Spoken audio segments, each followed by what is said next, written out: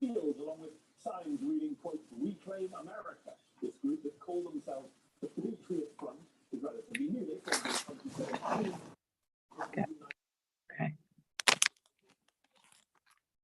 Okay, and we are live on YouTube.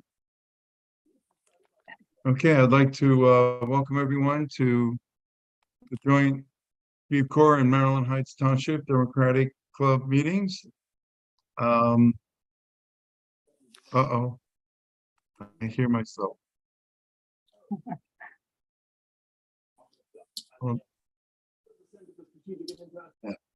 Hold on a second, there's a little technical issue going on here.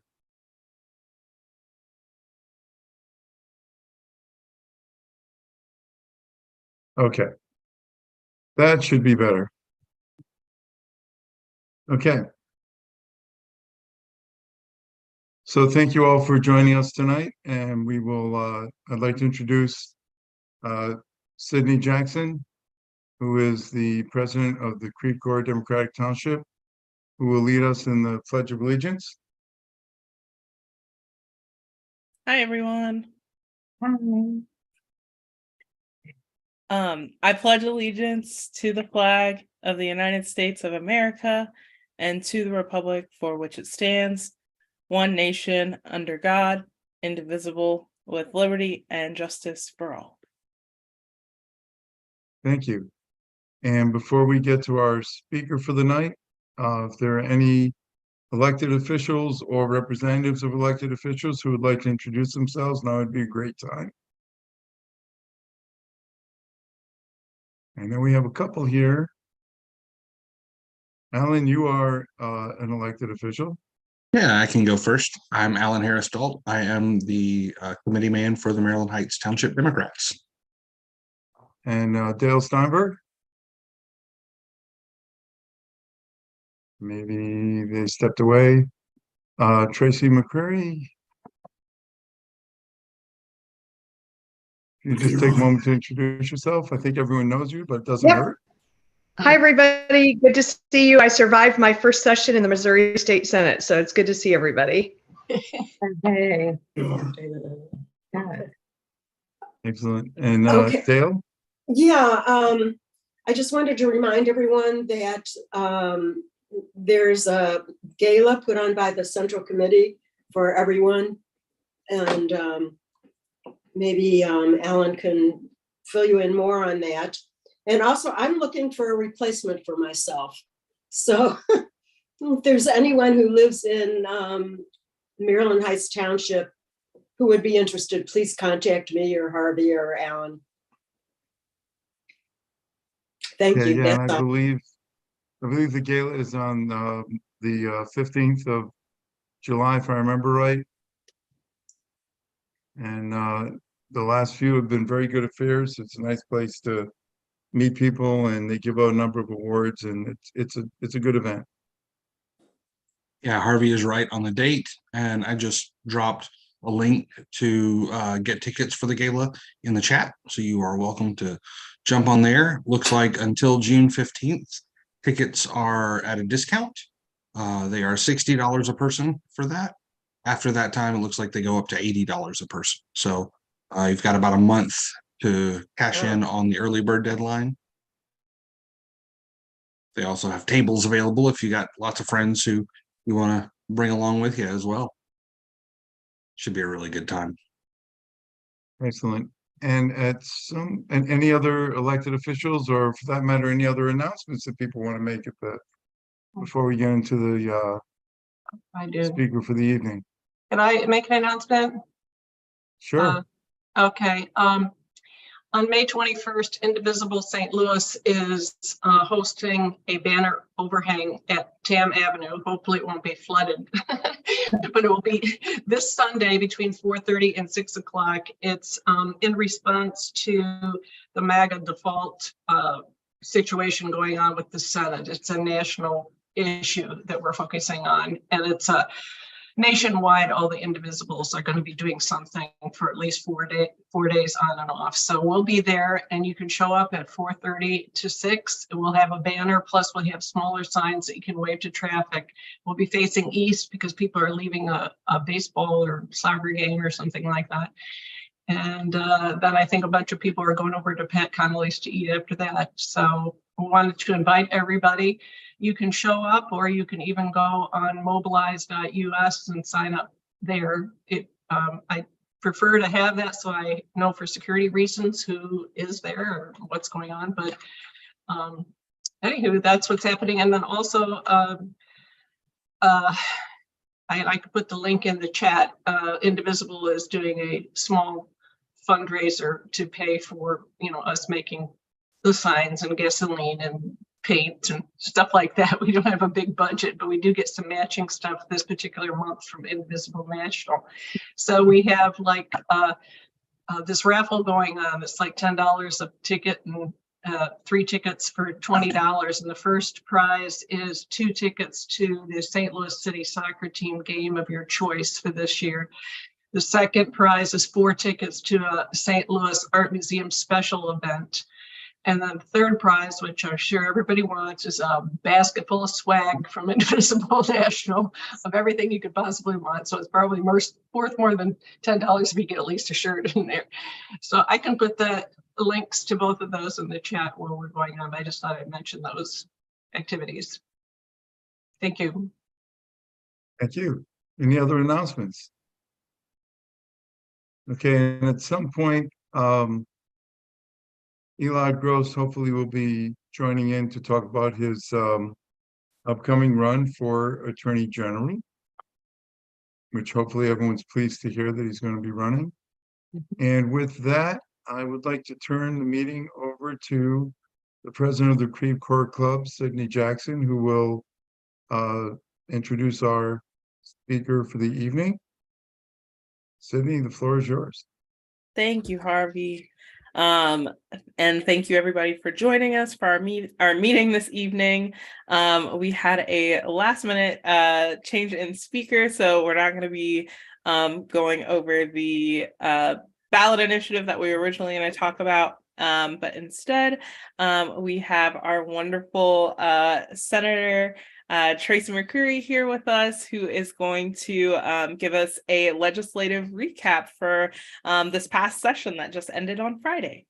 So with that, I will turn it over to Senator McCreery. Thank you so much, Sydney. I appreciate being able to share some of my thoughts tonight.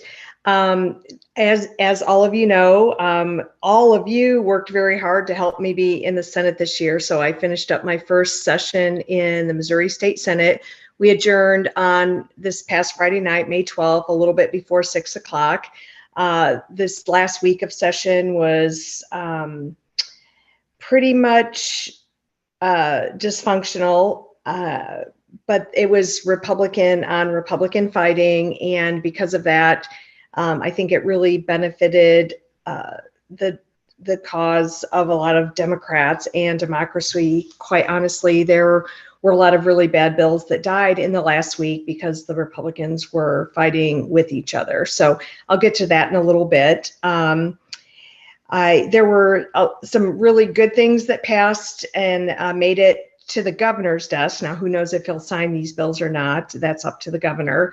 But some really good things made it to the governor. There were some really bad things that made it to the governor, but there were also some victories to celebrate along the way. So there were some really bad pieces of legislation that did not make it across the finish line. So I'm just going to go over a few things, and then I thought I would open it up to questions because I know all of you are very involved, interested constituents and voters. So I'm happy to take questions in a little bit. So although I'm in my first term in office, due to some tremendous teamwork, I had several things that passed this year. So probably the thing that was most consequential is I worked with a Republican senator from Jefferson County, Senator Elaine Gannon, to get a bill that would extend postpartum health care for Medicaid moms across the finish line. So right now, there is a group of about 5,000 women who are on Medicaid, and when they're on Medicaid and when they give birth, their health care cuts off 2 months after they give birth. And all of the data shows that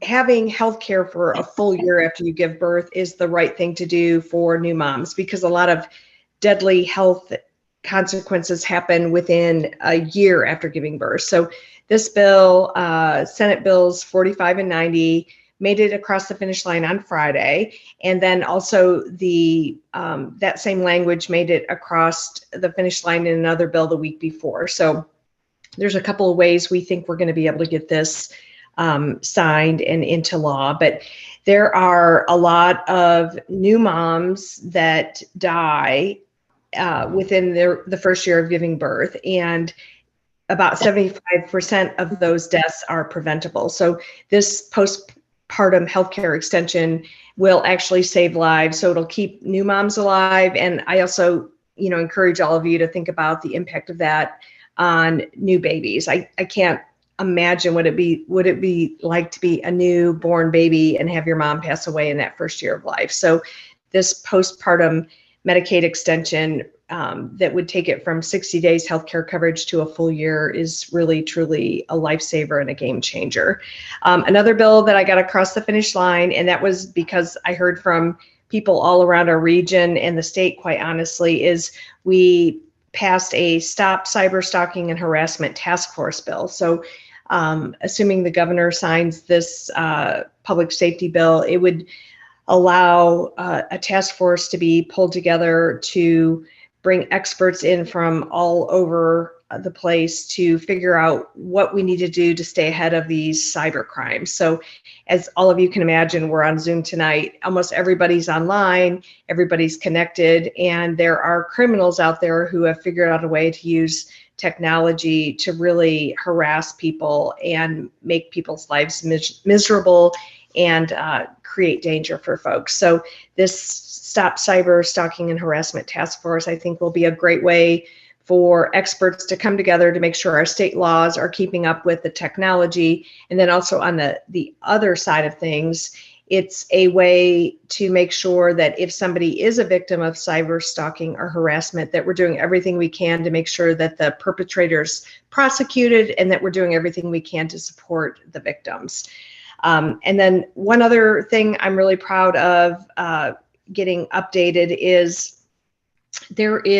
we have a very, very old law on the books that defines tattooing. So a lot of us can probably remember our grandparents our grandfathers most likely with an old-fashioned tattoo from when they were in the military or something. Our definitions of tattooing go that far back and do not encompass all the different ways that people are using pigment in their skin. And so the bill that I got across the finish line would update the tattooing definition to include microblading. So a lot of people are using a form of temporary tattooing for beauty treatments.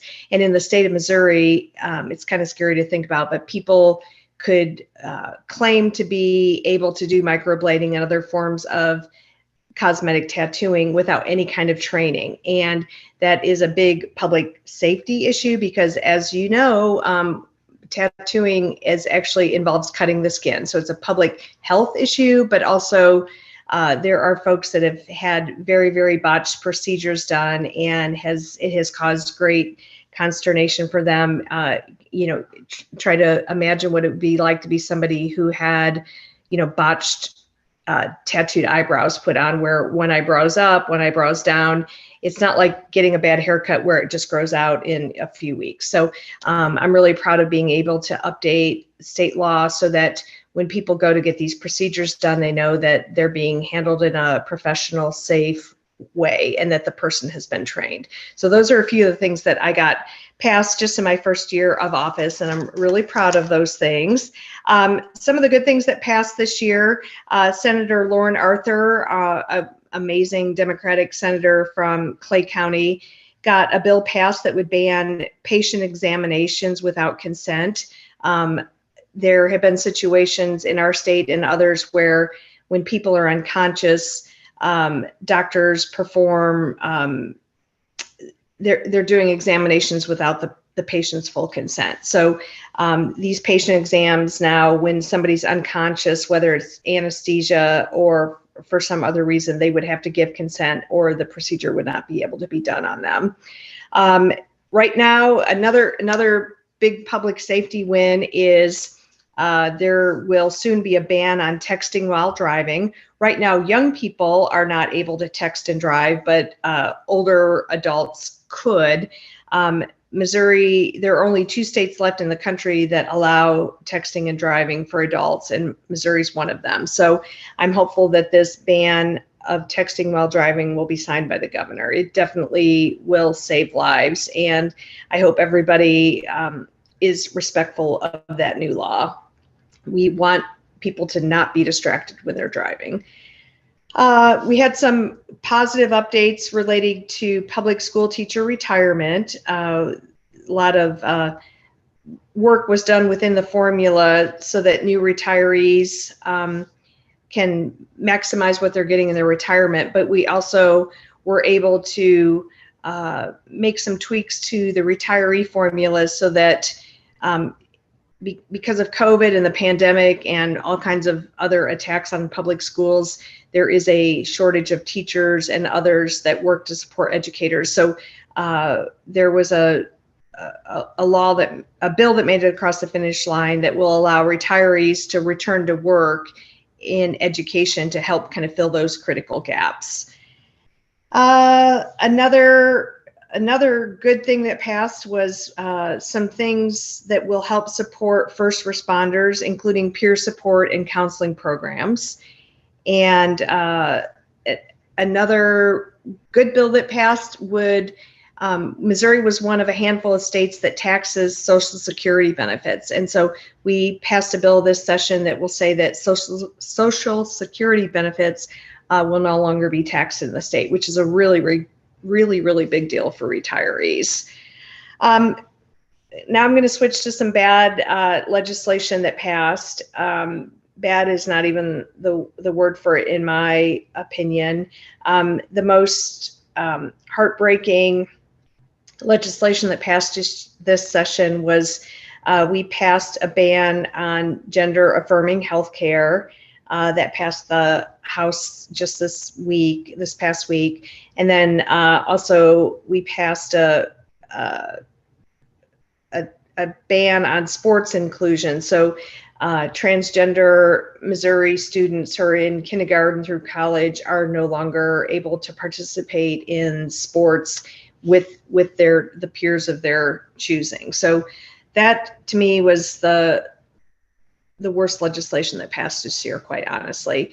And I don't know what's going to happen with that, but I'm happy to take questions on that once I run through some of these things.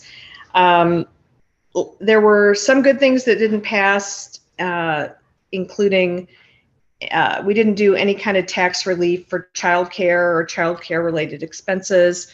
We were unable to pass the legalization of sports betting. We were unable to pass anything relating to sensible gun laws. And quite honestly, it was even hard to have a discussion with anybody on gun laws. We didn't close the domestic violence loophole. We really couldn't have any discussions about red flag laws, orders of protection, anything like that.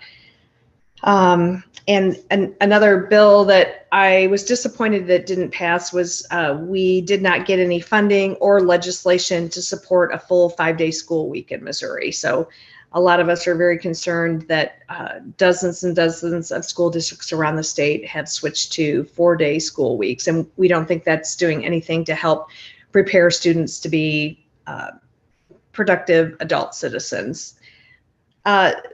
Good news, though, is because of the Republican dysfunction in the last week of session, there were a lot of bad things that did not pass in that last week.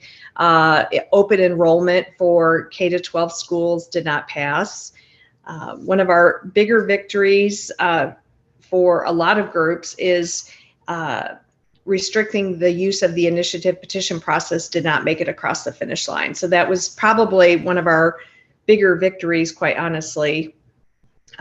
For decades now, average citizens have been able to use the initiative petition process to get signatures and then put things to the voters to allow us to make changes to the Missouri state constitution. And we were able to hold back any challenges to that. The HJR that made it out of the House said that there would have to be a 60% approval for that. The Senate worked it down to 57% with some caveats, but then because of dysfunction in the Senate chamber, nothing came up that last week. So that was really, really a big victory. Another big victory was there were a lot of bills that were targeting St. Louis County and St. Louis City. And so we were able to stop a bill that would preempt local control over the practice of veterinary medicine, which was a big deal. I call that the cat decline ban. So right now where we live in St. Louis County and St. Louis City, they have a ban on cat feline decline. And there was a bill that would have said that that we couldn't have local control over things like that. So that bill died, which I think is a big victory for animals and the humane treatment of animals. There was also a bill that would have said that we could not have local control over eviction moratoriums, which, you know, although the pandemic seems like it was years ago, St. Louis City and County put measures in place to make sure that people weren't kicked out of their homes when they weren't working due to businesses being closed down during the pandemic. So that bill did not make it across the finish line. And then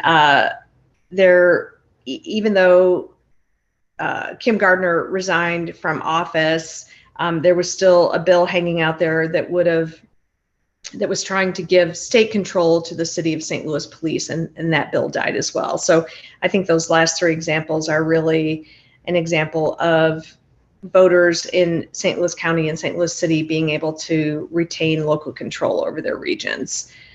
So those are just some of the highlights, if you will, highlights and lowlights, if you will, of legislative session. You know, the Democrats are in super minorities in both the House and the Senate. In the Senate, of the 34 state senators, there's only 10 Democrats. So these victories are, you know, they're hard fought and very strategic, but I'm very, very honored to be a part of the team. And I want to thank all of you for helping me get to the state Senate. I really feel like I've been able to be a valuable part of the team this session. So thank you to all of you for helping me get there. And I'm happy to open up to questions. And I see a few in the comments. So I see where Mark has a question about the 4 and the 5 day school week versus hours of instruction. That's a really good question, Mark. One of the challenges is we have to make sure we get things right so that we're giving schools enough local control to do what's best for their district. But it's all about making sure the students have enough time to hit all of their mandatory requirements as it relates to education. And you know, one of the big challenges with that 4 day versus 5 day school week is there are a lot of parents that really are in a bind on that 5th day. If the kids aren't in school, but most parents and guardians work 5 days, then we have like an exacerbation of the childcare crisis as well. So what do you do when your kids are only in school for 4 days, but you have a job where you're working 5 days? So some of this is about academics, but some of it is also about making sure that kids have a safe place to go and when parents are at work. So that's what we're trying to get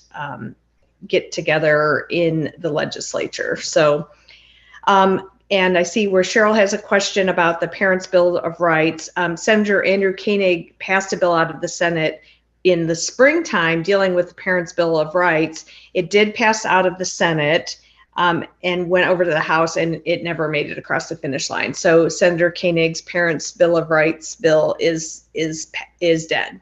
So if he wants to do it again next year, he'll have to start all over again. That's how the Missouri legislature works. you have any idea why that slowed up? Because it was one that I thought had a really good chance of passing, especially because he got it through so early. I have no idea. You know, there was a constant battle between the Missouri House and the Missouri Senate.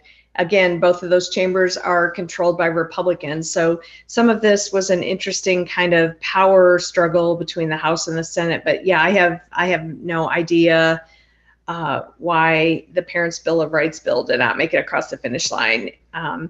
It actually, I voted no on it, but in the time it spent in the Senate, it became a much less obnoxious bill. So, and it actually had a few good things in it. So that was part of the agreement for us to not filibuster the bill. So, yeah, I have no idea why it did not make it across the finish line. And I see another question from Mark. What do you believe the impact will be of Kansas City declaring itself a trans sanctuary? I have no idea. I mean, I'm assuming that St. Louis County and St. Louis City will soon do something similar, but I don't know enough about the overlay of state law versus cities doing that kind of thing. That's going to just have to be something that's that we'll just have to wait and see. I do not know.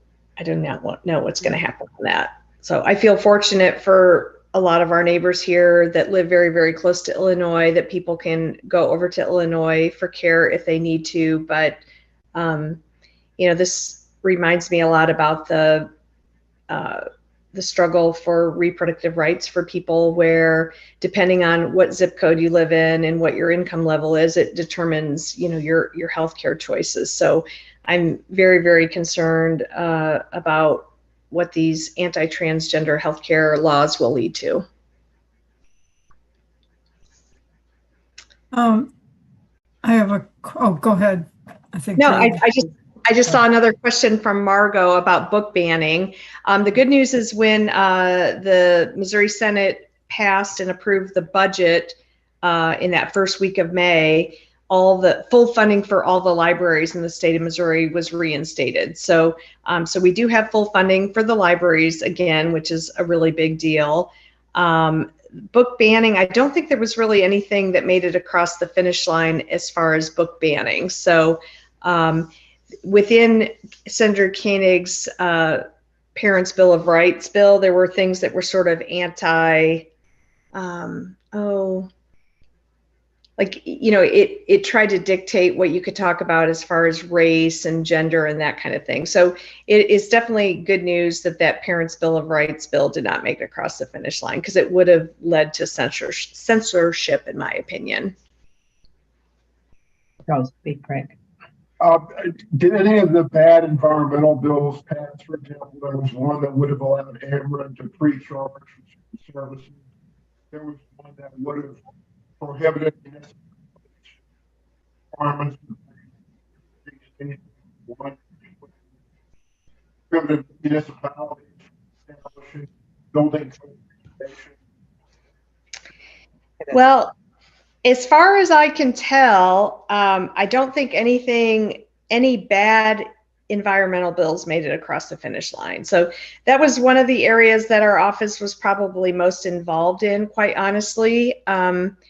I feel very fortunate that I was able to have a positive impact on some bills, and we took some bills that were sort of bad and made them tolerable. So I don't think anything bad for the environment has made it across the finish line. So that's probably one of my proudest accomplishments, quite honestly. Tracy, wasn't there also something with the transgender care was going to be maybe partnered with Planned Parenthood over in Illinois? I don't know about any of that. I do know that our Planned Parenthood affiliate has been working really hard to reach out to transgender people in the entire region to make sure that they know that care is still available, and that they've been having pop-up clinics all around the region so people can get their care started. So one of the positive things about the transgender bill that passed in Missouri is it doesn't go into effect for a little bit.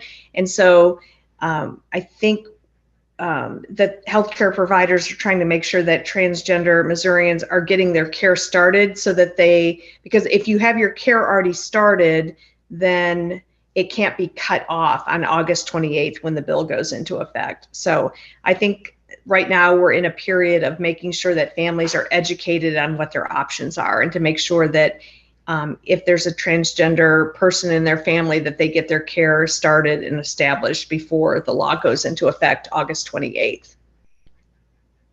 Thanks. Mm-hmm. Didn't I hear that there was already a lawsuit against that, that ruling because of discrimination and also HIPAA laws? Does anybody? I don't know about that. I'm not a lawyer, and I know there's every day I feel like there's, new information on that, but I'm assuming that a lot of these laws are going to be challenged in the courts. Right, and that can take a while, of course, also. And there's been some confusion in some people's minds between the law that the legislature is passing and the rule that the attorney general is fumbling to try and create. The best he can do is fumble. That's really all he's good at. Seems to be a trend for our attorneys general. But yeah, so that the attorney general's thing is held up. My guess is, and again, not a lawyer, but the law will probably have to go into effect before anyone can sue to challenge it, because you would have to show that you've been harmed by something, and you can't actually be harmed by it until it's actually in effect. But again, not a lawyer, just an issue near and dear to my heart. So paying attention. Yes. Well, and I think one of the things that's most concerning to me about what the Attorney General is doing is the way some of his language is written is it seems to apply to adults as well. And that is a big problem. For the discussion in the legislature has always been on, protecting kids.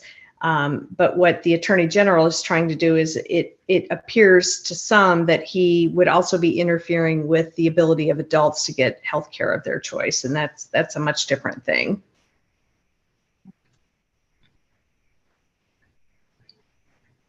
Yep, go ahead, Harvey. I can't hear you, Harvey. Your computer's muted, but your Zoom's not. There we go. Okay. Can you hear me now? Yes. Okay, it's good to see you again. This question may be a little bit awkward, so I kind of need your help with it maybe.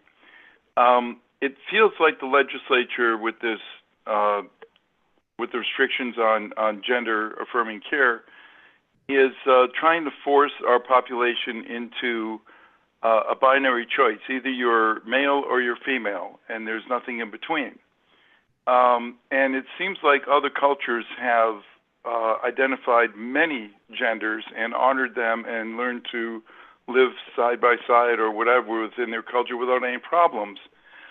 I guess if I were talking to one of the Republican legislators that were pushing this, I would have to ask them the question, okay, so if you don't want these folks forced into either a male or female identity, then you need to acknowledge all these other potential genders and honor them. I mean, it seems like you can't have this both ways.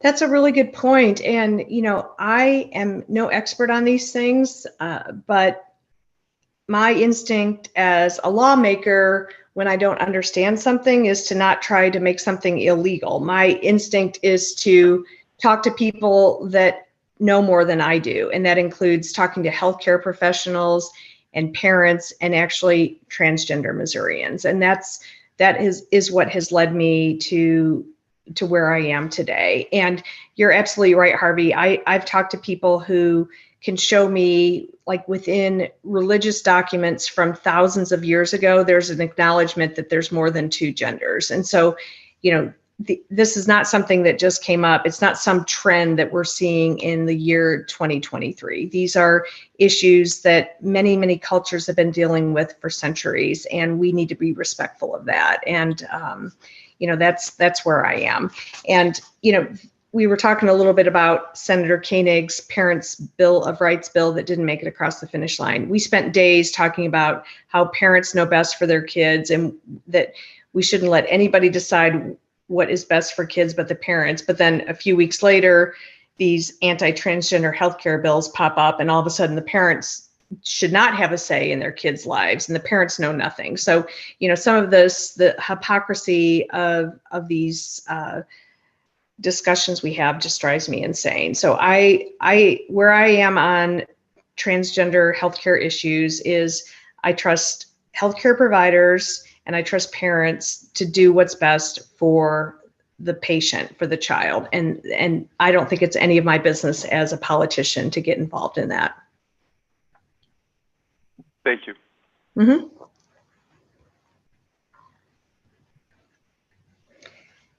Other questions? Right, speak up. Yeah, I had a question. I read somewhere that there was actually an increase in funding for early childhood and pre-K education. Is that accurate? Or? Well, I'm still trying to analyze the budget. We didn't get much in the budget or legislatively for childcare, but there is good funding in education to help make, baby steps forward for pre-K and early childhood education. But our big effort this session to try to help get more people back to work and more kids into quality, affordable childcare, we did not get any of those things across the finish line, unfortunately.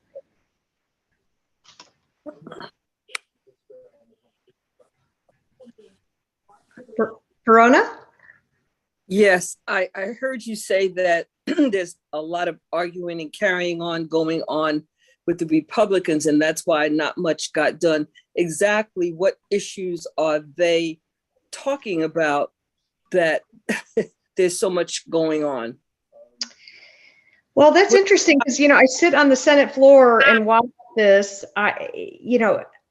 It seems to be, so a senator from St. Charles has a bill that would cut and eventually eliminate personal property tax. So the taxes we pay on our cars and our homes. But there are a lot of places in the state where counties and cities would not be able to, provide basic services if those personal property taxes were cut. So, that is part of what really grinded us to a halt this week, is that senator really wanted his bill to be brought up and passed. So that was a big deal.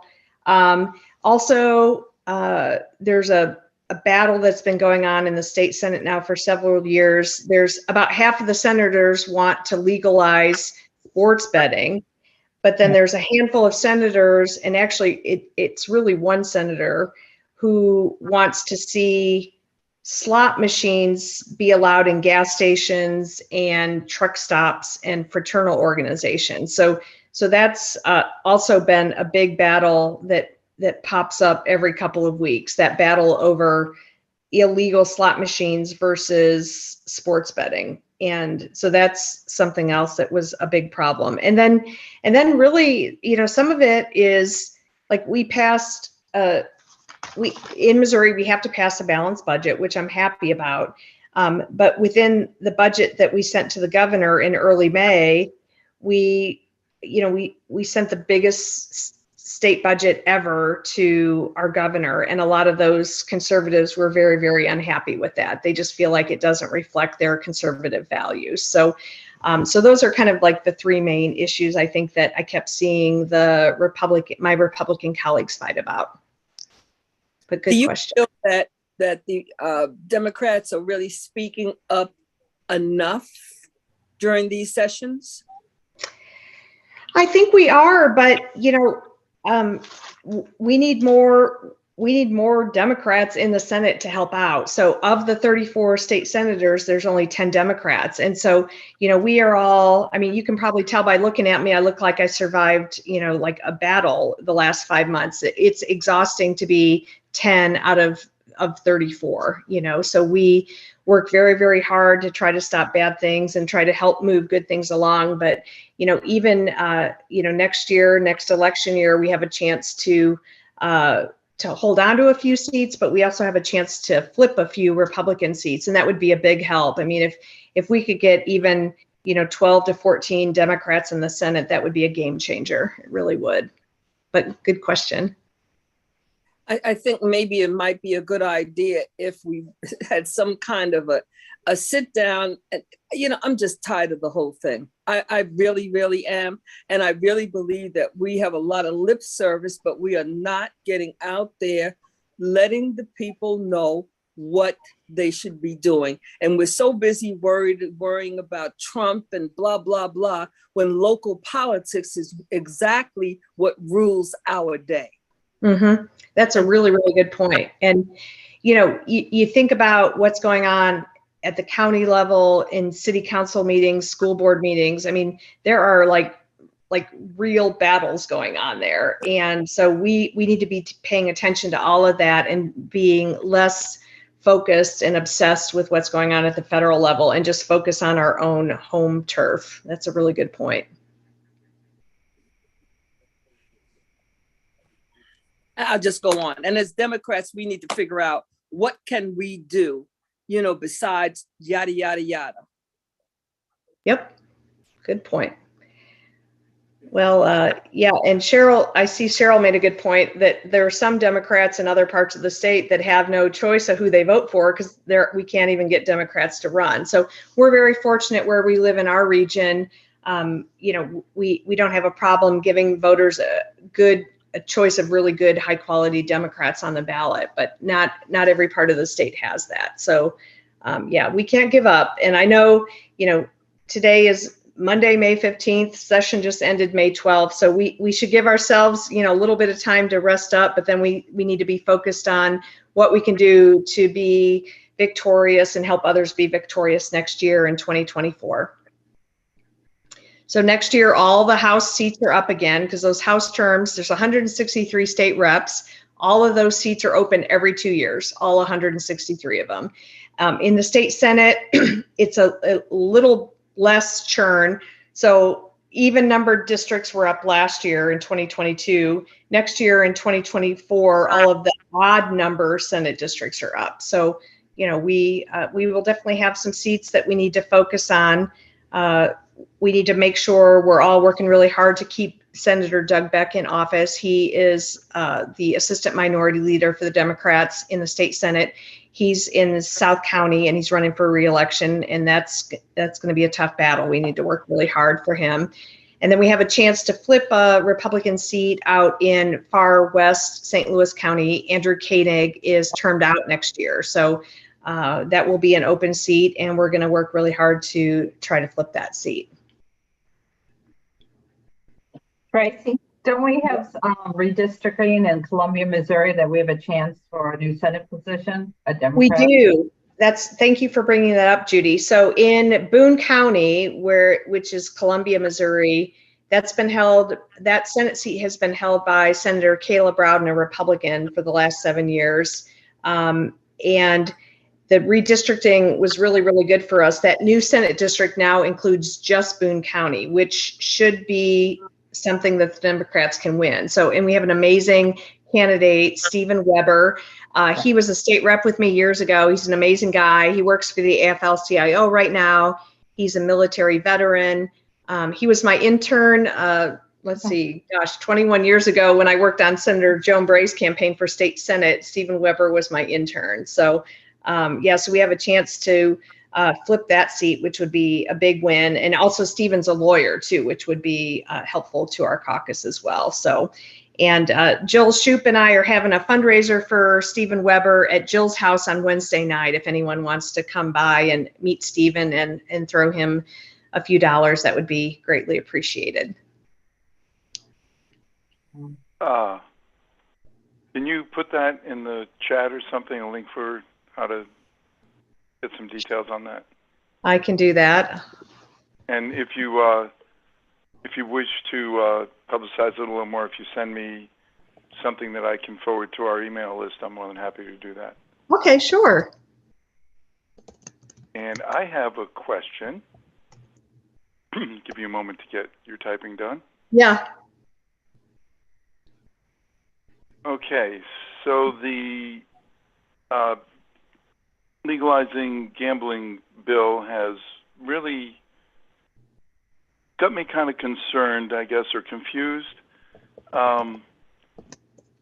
The conservative, socially conservative Republican legislature in the past went so far out of their way to make it difficult to have gambling in Missouri that they made the casinos have to only be in water.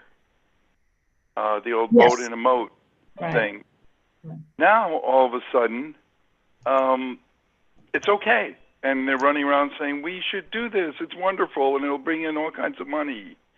And they're using a justification of just because all the other states around us are doing it, so we're losing money. Well, a lot of the other states around us are legalizing abortion. Come on, guys, use the same rationale there. Why have they changed their view on gambling? What happened to the moral majority thing there? Well, that's interesting because the other day during one of the filibusters, Senator Eigel was reading from the Republican Party platform, and they have a opposition to expanding gambling in their Republican Party platform. So that's a really good point. Yeah, it's in their platform. So, but I think one of the things with sports betting is all of the states around the state of Missouri have legalized it except for Oklahoma. So we're in a situation now where you think about where the population centers are in the state of Missouri, they're generally along the borders of the state. So people in St. Louis go to Illinois to place their bets. Kansas Cityans go to Kansas. People in Springfield and down there, they go into Arkansas. So, we need to sort of just acknowledge that it's happening. Sports betting is happening all around us. So if we legalize it in the state of Missouri, we can protect consumers, and then I think the tax rate that was sort of mentioned in some of the bills I saw this session, it would be taxed at 10%. So it would help with income that goes into general revenue. And that gambling would be through the casinos. So is the moral majority saying they can be bought? I don't know, because there's a group of those that are from that moral majority part of the Republican Party that do not like it. So there is still some opposition to gambling. Yes, there is, definitely. Interesting. Well, they've been very quiet. Thank you. Yes. Tracy, I just wanted to applaud your efforts. Getting the postpartum Medicaid expansion is a lifesaver, and I know you were involved in filibustering a number of bad pieces of legislation. Thank you for your efforts in that regard. I'm happy to do it. I really am. I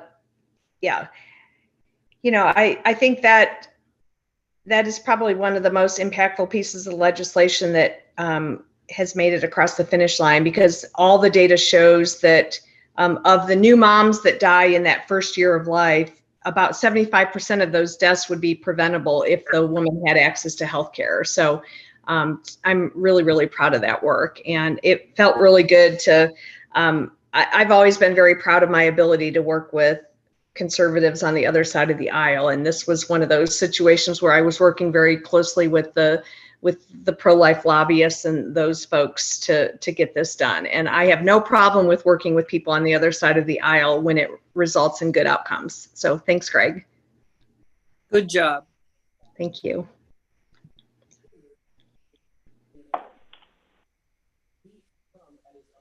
Senator, was there anything that stood out to you in this first year in the Senate that was a big surprise, good way, bad way, I'm not sure, but after your time in the House, you've seen things sort of from a close but from close up, but still at a little bit of a distance. Yeah, I'm curious to hear like what actually being in the chamber, what that brought up for you. That's a really good question, Alan. I'm glad you asked. So I spent 9 years in the House, and of course, I'm now in 5 months into my time in the Senate. It's very, very different. It almost doesn't even seem like the same workplace or the same building, quite honestly. So in the state Senate, the rules are beneficial to people in the minority. And for 9 years when I was in the House, the only way I could get things done was to find Republicans who shared my same values and convince them to take my language and move it forward and that kind of thing. So, but over on the Senate, each senator functions in a way. In the Senate, there are 34 individual political parties over there. So everybody is their own person and everybody has their own power. So I have been amazed at how I've been able to have an impact on legislation as a female in the minority party. And that's a really, really powerful thing. And I didn't expect to be able to be so influential in my first year, but that's just the way the Senate works. So I really appreciate all of you trusting me enough to send me there, because I've been able to have an impact on things dealing with utilities, things dealing with the environment, things dealing with animal rights. It's really, I've been amazed at how much I've been able to have an impact on. So thank you for sending me there and for trusting me.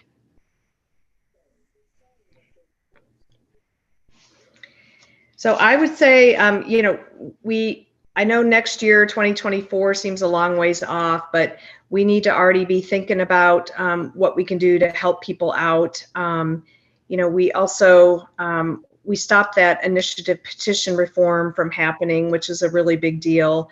The Speaker of the House said late last week that the whole reason they were trying to pass to make it harder to change the Constitution is because they're concerned that we're going to put something into our Constitution that protects reproductive rights. So, we know that we know what the Republicans are trying to do. So we need to get ourselves plugged into, any campaigns for individual candidates, but also for issues that we care about, and kind of get geared up already for 2024.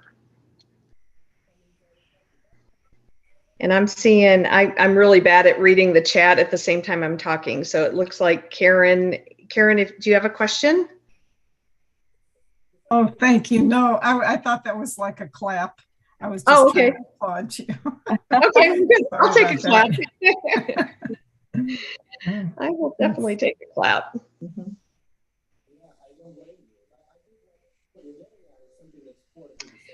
Oh, one other thing that got things all messed up in the last couple of days of session is there's a battle over foreign ownership of corporate agriculture land. So the Senate passed a bill dealing with foreign ownership of agriculture land. The Senate passed it, it went over to the House, and the House never took it up. So that kind of caused some big crocodile tears from folks as well. So I don't know what was going on over the House, why they didn't take that up, but that was another one of those issues that really tore the Republican Party apart.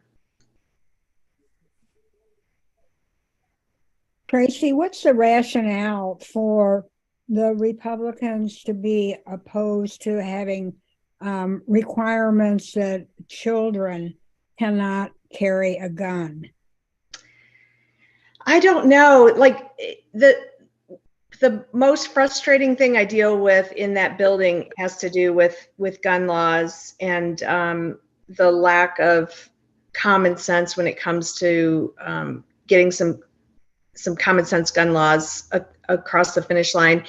The people in Jefferson City, the elected officials in Jefferson City, they don't reflect what's going on outside of that building. So I represent an area up and down I-270. It's about 55% Democratic. In my district, about 80% of people, so which means there's plenty of Republicans and Democrats alike support things like background checks for gun purchases. They support red flag laws to get guns out of the hands, temporarily out of the hands of people who have indicated that they're going to harm themselves or others. So, but in Jefferson City, this they just are like grasping at the Second Amendment and the support of the Second Amendment, and there's no flexibility on it, even though people, even their own constituents, are begging them to just have some common sense. So I've never seen anything like it. I really haven't. It's so frustrating because, you know, like we had a lot of debate on the Senate floor about taking the control of the St. Louis City Police from the city and moving it to the state. But you know, I just don't see how we're going to be able to make any impact on what's happening in the city of St. Louis unless the city of St. Louis and their law enforcement are able to have different gun laws in the city. You know, and I think that what's happening in the city of St. Louis and in Kansas City and other urban and suburban areas is a great example of how a one-size-fits-all law does not work. So a law that works for rural Missouri where there are few people and little crime, you know, it just, those laws don't work in the state. And I really wish that we could allow our first responders in the city of St. Louis to be able to get the guns out of the hands of people that are going to harm other people. And that is the most frustrating thing that I deal with every day in that building is we cannot have a discussion even about what to do to reduce gun violence. It seems that there's a lack of understanding at the time when that rule was put in place going back in the 1700s, that life was very different back then than it is today too.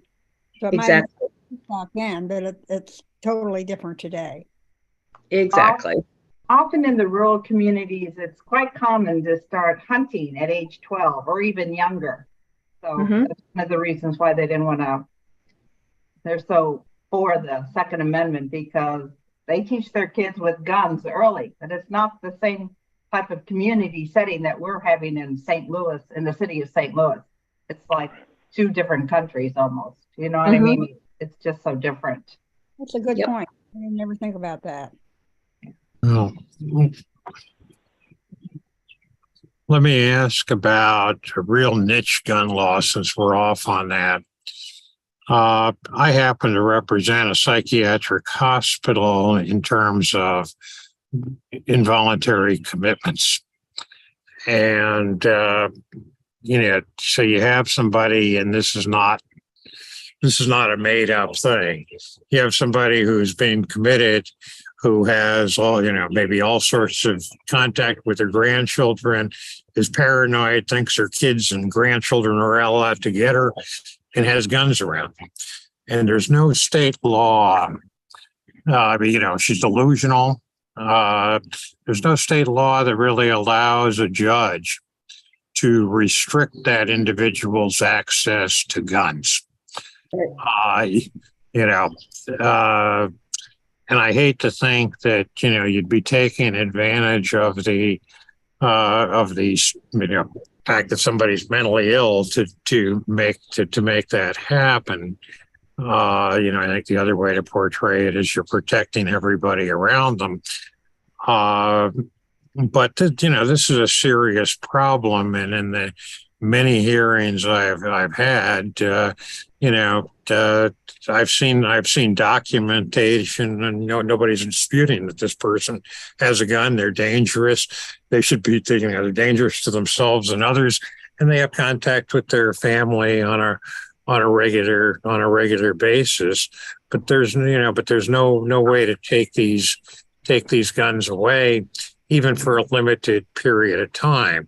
And I happen to have grown up in one of these rural communities where people hunted. And in fact, the first day of hunting season was a legitimate holiday where I went to school when I was a kid.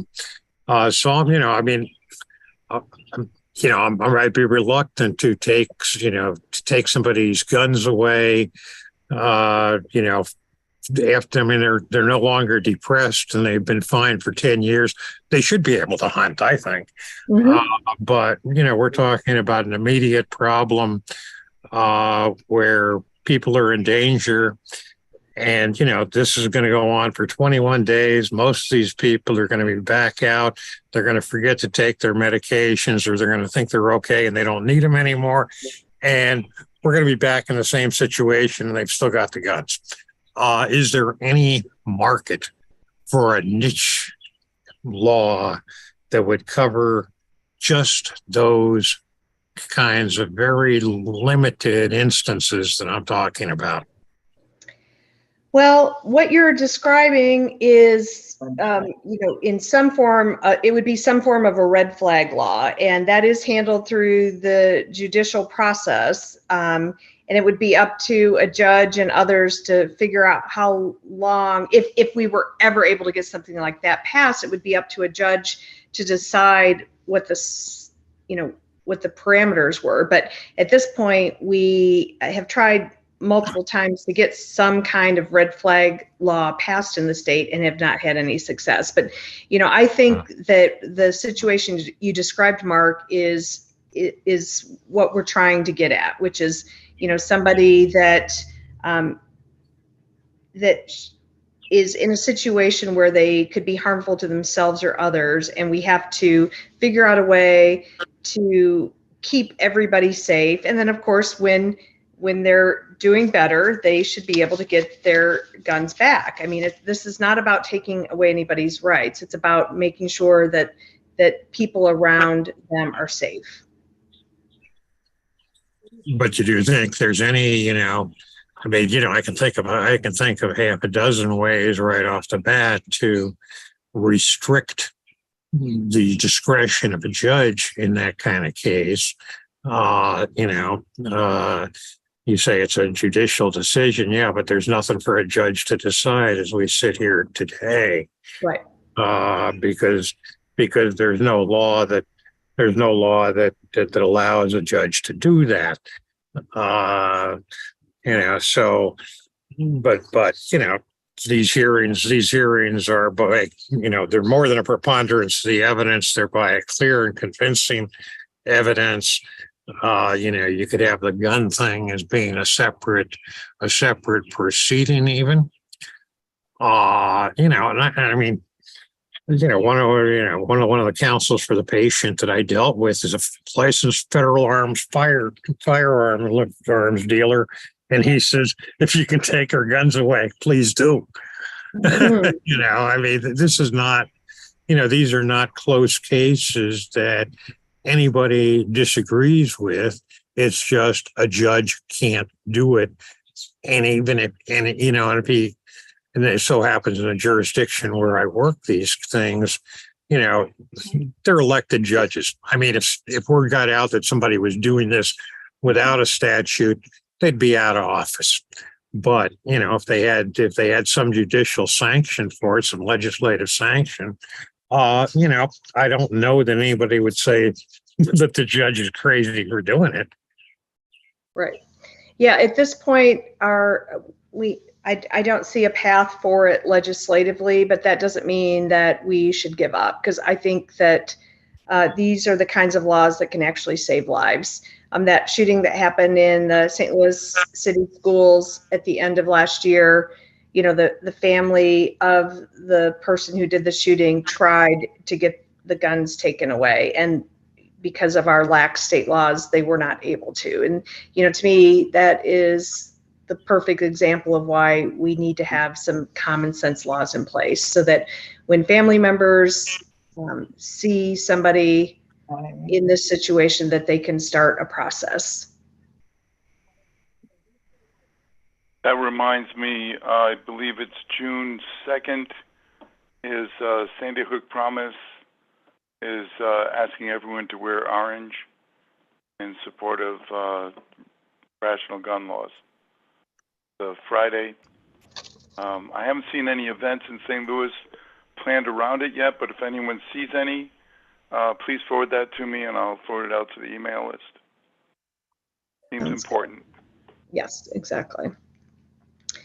A House member, Missouri Democratic State Rep Yolanda Young from Kansas City talked on the House floor last week. She lost her son to gun violence about a year ago, and she spoke eloquently about that on the floor of the Missouri House. So please, everybody, just know we're trying to get through, but it's just a really, really tough climate out in Jefferson City. A hand raised by Nancy Price. Yeah, I just say that when we try to get a law passed, we need to put some teeth in it, because my understanding is even if you're convicted of a felony, and there's no question about not needing, that you shouldn't be having guns, that Missouri doesn't really go and get them. And other states that are more concerned about it do. So I knew someone who was convicted of a felony, and I was really shocked. But he had a whole bunch of guns, and he could give them to his son who lived 5 houses away.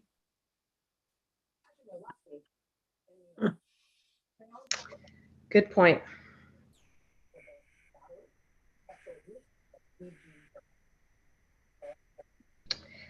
Well, thanks Are there any other everybody. questions? Yeah. Go ahead. No, I was just going to say thanks everybody for having me. I'm really easy to find. Feel free to reach out to my office. Even though session ended on Friday, I've got 2 amazing staffers that can help anybody navigate challenges they're having with state government. And I'm very, very reachable by email, phone, whatever. Just feel free to reach out. Tracy, how's your leg? How's your ankle? It's good. I don't want to show you because my toes are swollen, but I broke my ankle in 3 spots on April 22nd, and then had some plates and screws and pins put in on April 29th. So I did the last 2 weeks of session with a boot and a scooter and that kind of thing. But I'm feeling really, really good. Thanks for asking, Judy. I feel very fortunate that I have health care, and I know that my injury is just temporary. So I feel very fortunate. I am not going to feel sorry for myself. Okay.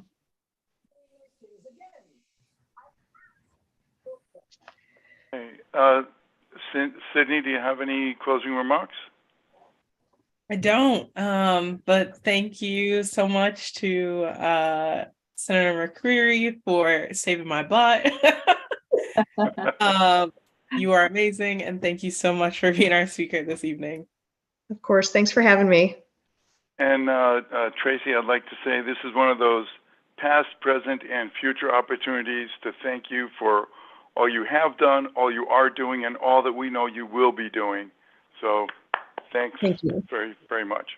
Thank you. It's my honor. Anyone else have any announcements, comments? If you have any suggestions for the next meeting or any future meetings, I believe the Jobs with Justice speaker will be on next month. Anyone have any other suggestions for after that? We'd love to hear from you.